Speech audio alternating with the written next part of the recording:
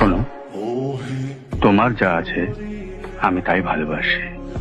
ভালোবাসি তোমার প্রেমিক মনকে, শ্রদ্ধা করে তোমার ভালোবাসাকে। কিন্তু সবাই যে বলে বলে বলো, ওদের বলতে দাও। তুমি সমস্ত ঐশ্বর্য ছেড়ে আমার কাছে চলে এসো। চলে এসো খুব একটু সাধারণ মেয়ে হয়ে। আমার ভালো লাগবে। আর তোমার মাকে জানিয়ে দিও যে তার সম্পত্তির উপরে আমার এক ফোঁটাও লোভ নেই। তাহলে তাহলে আমাদের বিয়ে হবে। আর সেদিন তুমি আমার কাছে আসবে, ঠিক এমনি নিঃসঙ্গ হয়ে, এমনি আবেগ চঞ্চল মন নিয়ে।